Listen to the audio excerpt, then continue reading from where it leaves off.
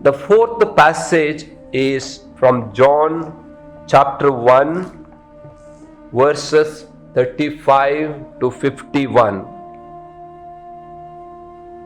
John 1, 35 to 51. This is what we have seen yesterday. Come and see. Imagine this, when Jesus, as the gospel says, he was walking, and behind him there are two disciples walking or following him. And it is Jesus is the one who turns and asking them, what are you looking for? Then the conversation begins. Then they ask, where do you stay? Come and see. That is what the whole passage is. And here is how initiative is taken.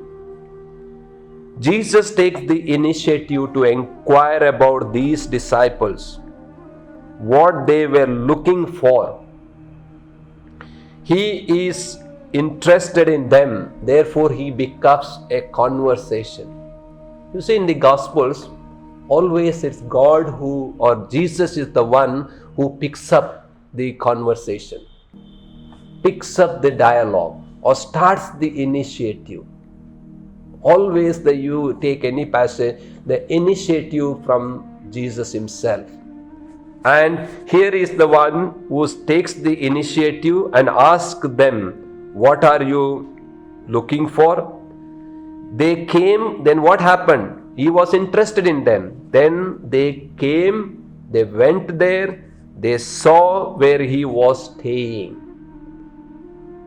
Staying here is not simply physically staying or standing, extra post they say, but it is staying, it is remain in me so that you can bear fruits.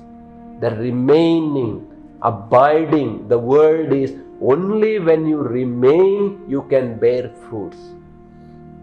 It is in a deeper relationship of love, when you remain one becomes fruitful. One can become fruitful when one has the capacity to remain, one who has the capacity to abide. And therefore it is that remaining. They went and remained with him, and then you see what happened in their lives. They became fruitful, bearing fruits. Allow Jesus gently to ask you the same questions. Ask the Lord to give you that disposition to stay with him closely.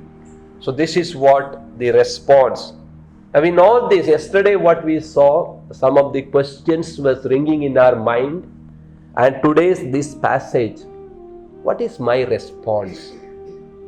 For all that, what is my response? It's very important. When an invitation comes, a response is essential. Nobody gives an invitation and goes away without getting a response. At least we will say, yes, I am coming, or at least will excuse. Nobody will keep quiet.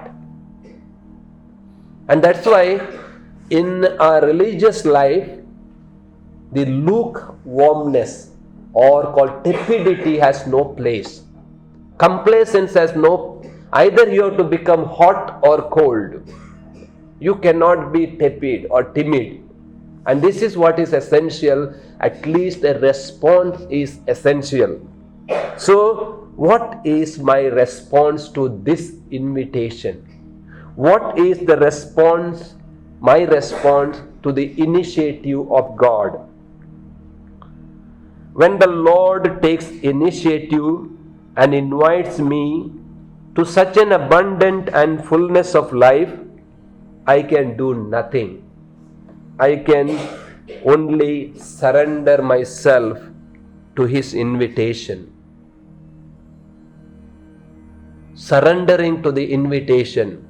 It is like most loving person or the very closest person comes to you and invites you for something, you have no words. You have no expression but to surrender. It takes place only in a deepest possible relationship. It is a surrender, nothing but surrender. So therefore, it is to pray in the words of Augustine. Teach me, O Lord, how to come to you. Teach me how to come to you. Teach me how to undertake this journey of love. Teach me how to undertake this pilgrimage of love. And ask the Lord to give all graces, all the graces they are needed for the journey of love, the pilgrimage of love. This is what we are beginning today.